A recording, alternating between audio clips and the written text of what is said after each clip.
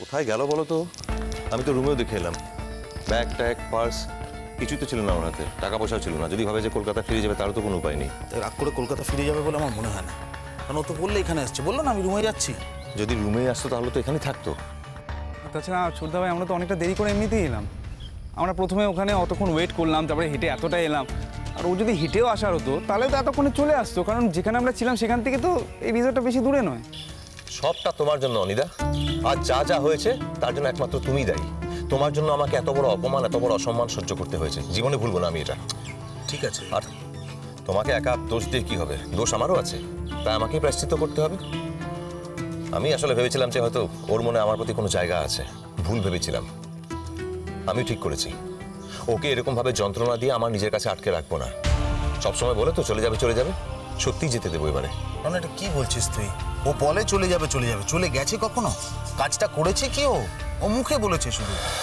তুই একটা কথা ভাব রণ, তুই যখন হসপিটালে ছিলি ও কিন্তু রূপকথাকে সরিয়ে নিজে ওখানে ছিল, স্ত্রীর কর্তব্য করছিল। সবটা লোক দেখানো, কারণ ওকে আমি আমার বউর পরিচয় দিয়ে আমাদের বাড়িতে তুলেছিলাম, তার দান শোধ করছি, নাথিং এলস। আমি এটাই বুঝতে পারছি না যে এত ভালো একটা মেয়ে এরকম একটা ভুল কি করে করলো। কিছু ভুল করেনি, নিজের মনের বিরুদ্ধেও যায়নি। তার মন যেটা চাইছে সেটাই সে করেছে। সবসময় বলো তো চলে যাবে চলে যাবে, ঠিক আছে আমি ঠিক করেছি। ও যেটা চায় আমি ওকে তাই দেব।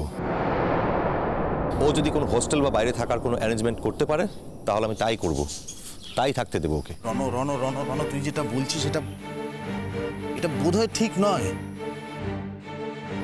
ও শুধু তোকে ভালোবাসে সেটা নয়, ও বাড়ির প্রত্যেক কটা মেম্বারকে ভালোবাসে, এবং সেটা হয়তো ও নিজেও বুঝতে পারে না। আমরা যারা বাইরে থেকে দেখি আমরা বুঝতে পারি। পরিবারের সদস্যকে ভালোবাসলে, তার সঙ্গে সম্পর্ক রাখতে চাইলে যে সবসময় বাড়িতে থেকেই সেটা রাখতে হবে তার তো কোনো মানে নেই। দূরে থেকে সম্পর্ক রাখা যায়। অবশ্য এরকম একটা মিথ্যে পরিচয় নিয়ে বাঁচবেই বা কী করেও, সেটাই বা আমি ভাবছি কী করে। ওর সামনে একটা সুন্দর উজ্জ্বল ভবিষ্যৎ আছে, আর নিজের পছন্দ মতো একটা জীবন বেছে নেওয়ার অধিকারও ওর আছে। তবে তাই হোক।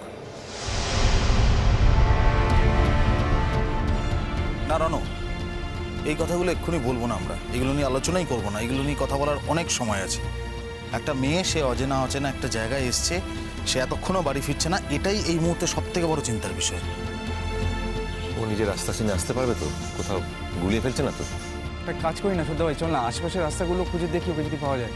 একটু এটা ঠিক বলেছে, চল আমরা একটু বেরোই। চল চল চল চল চল, দেরি করে লাভ নেই।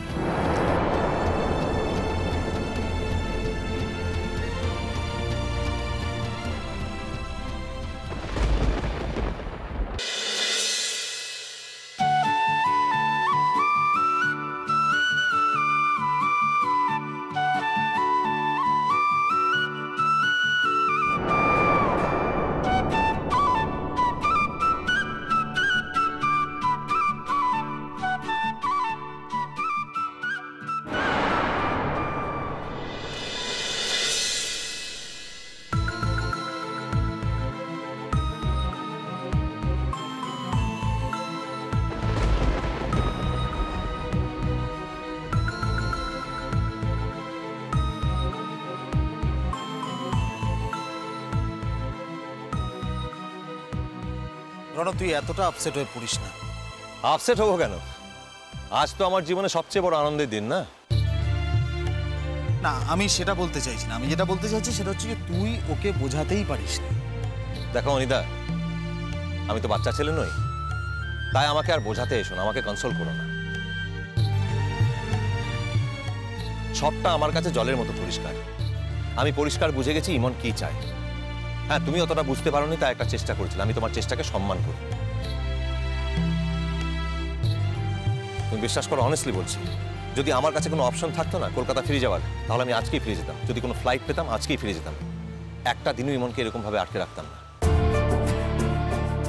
এটা ঠিক, আমারও ইমনের রিয়াকশনটা মনে হয়েছে যে বোধহয় একটু বেশি বেশি হচ্ছে। আসলে কি জানিস, ও তো খুব ট্রুথফুল মেয়ে। যদি সত্যিটা আগে থেকে বলা হতো তাহলে হয়তো। Shut up.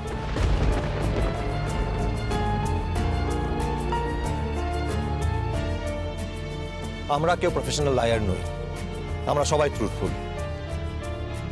আমি জেনে শুনে কখনো মিথ্যা কথা বলতে চাইনি। শুধু ইমনকে বিশ্বাস করাবার জন্য একটা লুপে পড়ে একের পর এক সাজিয়ে সাজিয়ে মিথ্যা কথা বলতে হচ্ছে। তার জন্য এখন নিজের কাছে নিজে ছোট হয়ে যাচ্ছি, নিজের উপরে ঘেন্না ধরে যাচ্ছে, নিজেকে ছোট মনে হচ্ছে।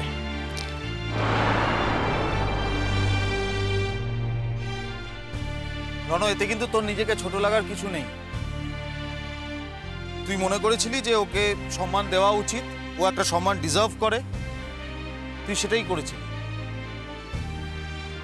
কিন্তু ওর যে অ্যাটিটিউড সেটা দেখে আমার মনে হলো যে ও বোধহয় সম্মানটা ডিজার্ভ করে না রে।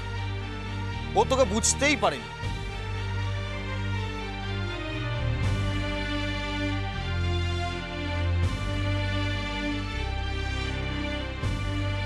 দেখ, আসলে বাড়িতে রূপকথাদির সাথে ওর যেসব ঘটনা ঘটেছে তাতে ও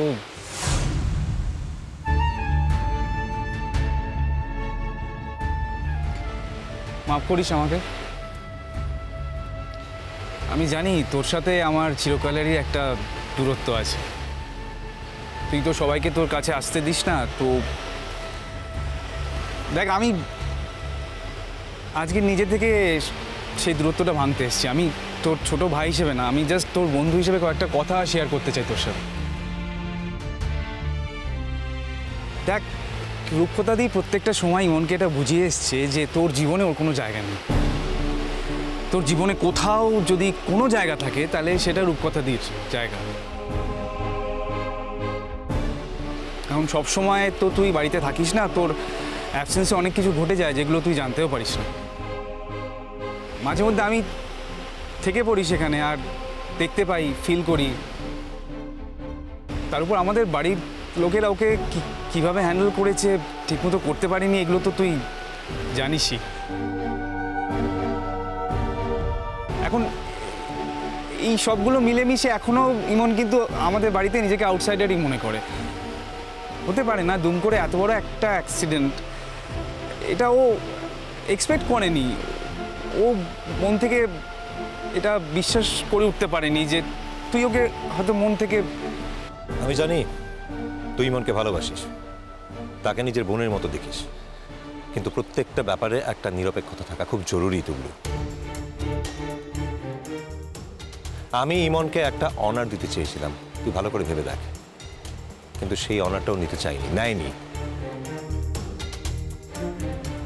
ও সেটা ডিজার্ভ করে না, আমি বুঝতে পেরেছি।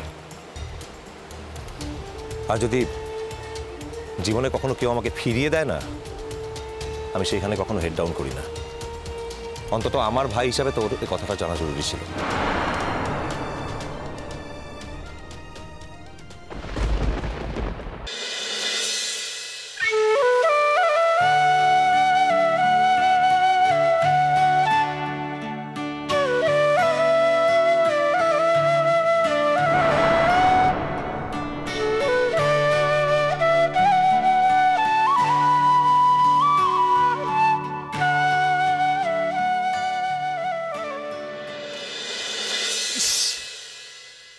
আমার এত খারাপ লাগছে না, একটা বিচ্ছিরি ঘটনা ঘটে গেল।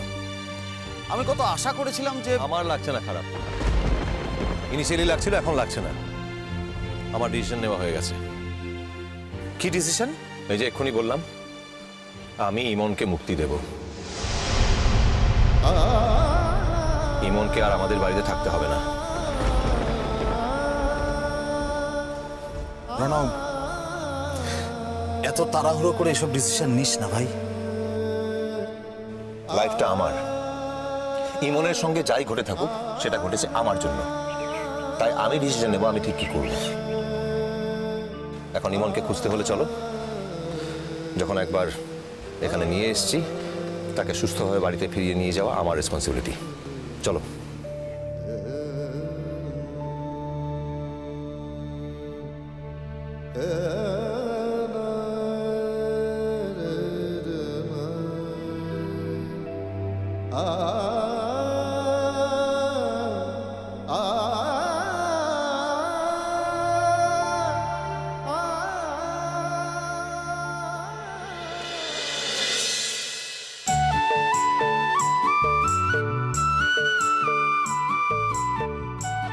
হ্যালো, দাদা ভাইয়ের মতো দেখতে না? দাদা ভাইয়ের ছবি বাড়িতে। হ্যাঁ, আচ্ছা কোনোভাবে কি দাদাভাই হতে পারে? হ্যাঁ, অনেক লোকের এরকম মিল থাকে, কিন্তু আমার মনে হচ্ছে আমাদের বাড়িতে হ্যাঁ হ্যাঁ এটা দাদাভাই হতে পারে। Hello hello, excuse me.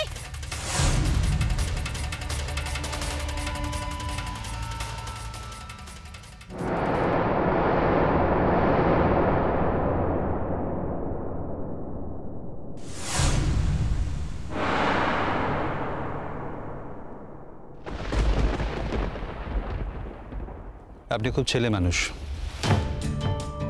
ও, তাহলে নামটা বলবেন না। আমার নাম বাদশাহ।